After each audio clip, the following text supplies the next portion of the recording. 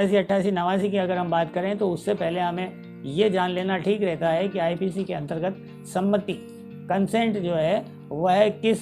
तरह से परिभाषित की गई है। तो इस कंसेंट के मामले में धारा 90, इसी से संबंधित जो धारा है वह धारा 90 आपको इसकी जानकारी देती है कि एक वैध कंसेंट, लीगल कंसेंट, विधि कंसेंट क्या होगी। तो मैं इसको सीधे तौर पर आपको कहता हूँ कि कोई भी सम्मति वैध नहीं है यदि वह किसी व्यक्ति के द्वारा क्षति के भय के अधीन, नुकसान पहुंचने के भय के अधीन दी गई है,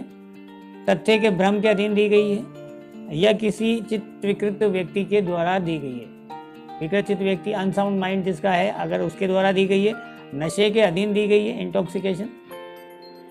या 12 वर्ष से कम उम्र के व्यक्ति के द्वारा दी जाती है और सम्मति पाने वाला व्यक्ति ये जानता है कि सम्मति देने वाला व्यक्ति उसके प्रकृति और परिणाम को नहीं समझ पा रहा है, समझने में असमर्थ है, और फिर भी उसके द्वारा कंसेंट दी जा रही है, तो इस प्रकार से दी गई सम्मति वैध नहीं होगी। दोबारा से दोहरा देता हूँ कि अगर किसी व्यक्ति के द्वारा क्षति के भय के अधीन दी गई हो, तथ्य के भ्रम के अधीन दी गई हो, विकृत व्यक्ति के द्वारा दी गई हो, 12 वर्ष से कम आयु के व्यक्ति के द्वारा दी गई हो, तो वह सम्मति वैध नहीं होगी और उसका बचाव नहीं मिलेगा। इसका विलियम्स 1923 का केस है, वह इसके अंदर आप नोटेड रख सकते हैं। पुन्नई फतामा के जो केस हैं वह आप इससे रिलेटेड रख सकते हैं कि सपेरे द्वारा यकीन दिलाना कि सर्पदंश से बचाव की उसके पास शक्ति है और वह लोगों को आगे आकर सांप से कटवाने के लिए कहता है, वहाँ सर्पदंश से कुछ व्यक्तियों की मौत हो जाती है, तो इस प्रकार के कार्य के लिए उस अभियुक्त को दोषी माना गया। एक केस का और जिक्र कर देता हूं मैं। राव हरनारायण बनाम राज्य AR 1958 पंजाब का यह मामला है। कहा गया कि सम्मति और समर्पण शब्द जो हैं वह एक दूसरे से भिन्न हैं। सम्मति जो है वह अगर वैध नहीं है तो उसके अंतर्गत, ऐसी सम्मति के अंतर्गत अगर कोई कार्य किया जाता है तो वह अपराध हो जाता है। लेकिन अगर सम्मति वैध है तो उस सम्मति के लिए क्या क्या कार्य किए जा सकते हैं, उससे संबंधित अपवाद के अंतर्गत या जो बचाव दिए गए हैं वो इसमें बताए गए हैं। सम्मति को पहले जानकारी लेने के बाद कि 90 धारा 90 के अंतर्गत आईपीसी में क्या चीजें सम्मति में है और क्या नहीं है, उसके बाद हम धारा 87 की बात करते हैं। 87 के अंतर्गत ये बताया गया है कि सम्मति मात्र बचाव है। अगर कोई कार्य किसी व्यक्ति की सम्मति से किया गया है और उस कार्य से जिसमें मृत्यु या गौरवपति करने का आशय नहीं है और न ही उसकी संभावना का ज्ञान है, तो इस प्रकार अगर कोई सम्मति दी गई है और उस सम्मति के आधार पर या सम्मति के अनुसार कोई कार्य करते हुए किसी व्यक्ति को कोई चोट या हानि पहुंच जाती है तो वह बात अपराध नहीं है। इसका उदाहरण हम सब जानते हैं कि ये अगर दो व्यक्ति सहमति से पट्टेबाजी, तलवारबाजी या कुश्ती के लिए सहमत होते हैं, जोखिम उठाने के लिए सहमत होते हैं और इस प्रकार उनके अभ्यास में, पट्टेबाजी का अभ्यास करने में, कुश्ती का अभ्यास करने में कोई अपहानि हो जाती है खेल की वजह से, तो उसके लिए वह व्यक्ति जिसके द्वारा ऐसी हानि पहुंची है वह दोषी नहीं ठहराया जाए। इसके मुख्य तत्व ये हैं कि कार्य जो है वह आपराधिक आशय के बिना किया गया। आपराधिक आशय उस कार्य के लिए नहीं होना चाहिए। जो सम्मति दी गई है वह वैध होनी चाहिए, जैसा हमने धारा 90 में देखा। 18 वर्ष से अधिक की आयु के व्यक्ति के द्वारा उस सम्मति को दिया जाना चाहिए। इससे संबंधित आर बनाम लास्की और पुन्नई फातिमा वाले जो केसेज हैं वो इसमें भी कोटेड या नोटेड किए जा सकते हैं। और 88 है कि किसी व्यक्ति के फायदे के लिए सम्मति से सद्भावना पूर्वक अगर कोई कार्य किया गया है जिसमें मृत्यु कारित करने का आशय नहीं है तो ऐसा कार्य अपराध नहीं है। दोबारा से बोलता हूँ कि किसी व्यक्ति के फायदे के लिए, यहाँ पर यह देखा जाएगा कि फायदे के लिए उसकी सम्मति से सद्भावना पूर्वक कोई कार्य किया गया है जिसमें मृत्यु कारित करने का आशय नहीं है। केवल मृत्यु कारित करने का आशय नहीं है, क्षति कारित करने का यहाँ जोखिम है। क्षति कारित करने का तो आशय है कि क्षति तो पहुंचाई जाएगी, लेकिन मृत्यु कारित करने का आशय नहीं है। और फायदा कौन सा है? फायदा है उसको उसके जीवन अंग स्वास्थ्य की रक्षा के लिए,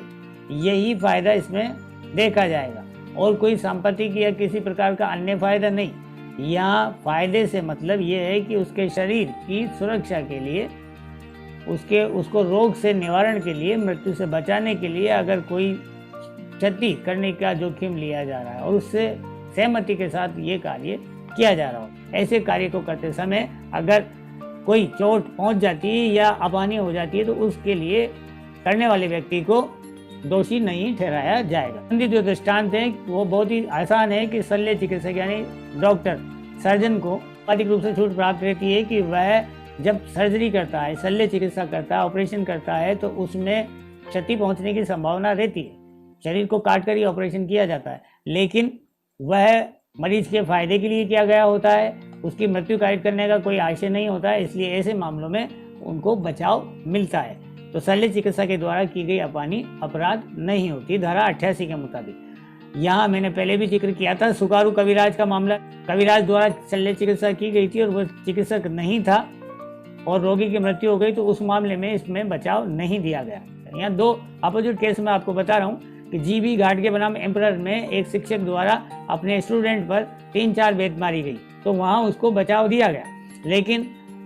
एम नटेशन बनाम राज्य AIR 1962 के मामले में शिक्षक के द्वारा शिष्य के ऊपर, स्टूडेंट के ऊपर बहुत ज़्यादा बल प्रयोग किया गया, अत्यधिक बल प्रयोग किया गया, तो उसे सद्भावनापूर्वक नहीं माना गया और उस मामले में उसे दोषी करार दिया गया। धारा 89 जो है वह इससे आगे इसी संदर्भ में सम्मति से संबंध में कह रही है, लेकिन यहाँ किन की सहमति की बात कर रही है कि जो नाबालिग हैं या विकृतित हैं या जिनकी सोचने समझने की शक्ति नहीं है, उनकी ओर से अगर उनका संरक्षक कोई सहमति देता है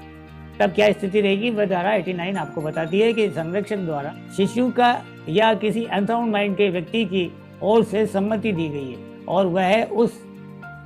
शिशु की या अनसाउंड माइंड वाले व्यक्ति के फायदे के लिए दी गई है और सद्भावनापूर्वक दी गई है, और ऐसी सहमति के दिए जाने के बाद सद्भावनापूर्वक अगर कोई कार्य किया गया है उसके फायदे के लिए जिससे कोई अपानी हो जाती है तो वह अपराध नहीं है। यहाँ स्पष्ट कर दें कि धारा 89 के अंतर्गत जो फायदा बताया गया है वो फायदा केवल शरीर की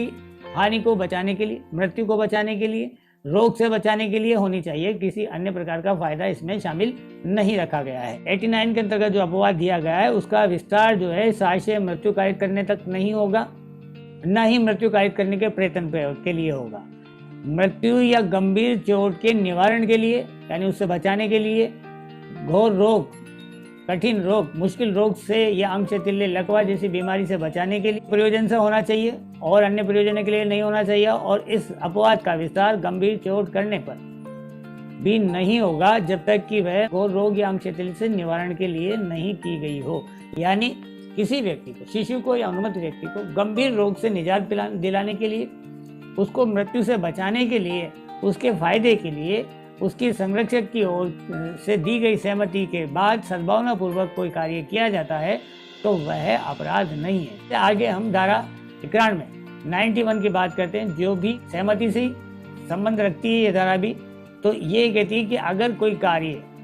आपराधिक भावना के लिए है या आपराधिक कार्य है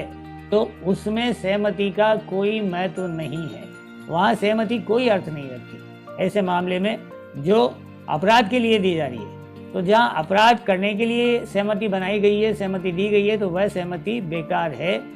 गलत है,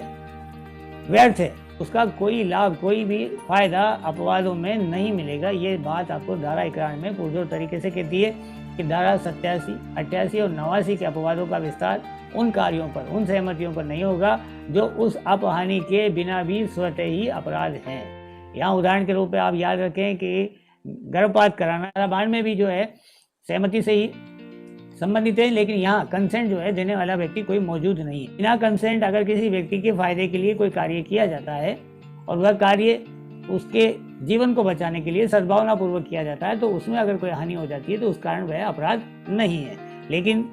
यहाँ परिस्थितियाँ ऐसी होनी चाहिए कि सम्मति देने वाला या तो उपस्थित नहीं है या सम्मति लिए जाने का समय नहीं है या व्यक्ति ऐसी स्थिति में है कि वह सम्मति देने में असमर्थ है, बेहोश है, अचेत है या किसी और प्रकार से वह सहमति देने में असमर्थ है। तो धारा 92 वहाँ लागू हो जाती है कि सद्भावनापूर्वक किया गया कार्य किसी भी ऐसी अपवानी के कारण अपराध नहीं है जो उस कार्य से उस व्यक्ति को कारित हो जाए जिसके फायदे के लिए वह किया गया है। यदि परिस्थितियाँ ऐसी हैं कि उस व्यक्ति की ओर से या उसके संरक्षक की ओर से सम्मति देने में कोई असमर्थता है या साध्य नहीं है, लेकिन यहाँ धारा 89 के जो परंतु हैं वह लागू होंगे, जो कि 4 हैं। वो परंतु क्या है कि मृत्यु कारित करने के लिए या उसके प्रयत्न के लिए, गौरवपति कारित करने के लिए, नुकसान पहुंचाने के लिए इस अपवाद का विस्तार नहीं होगा। वो केवल फायदे के लिए होगा, जो फायदा होगा उसको मृत्यु से बचाने के लिए, घोर उपति, घोर रोग या अंगशैथिल्य से बचाने के लिए।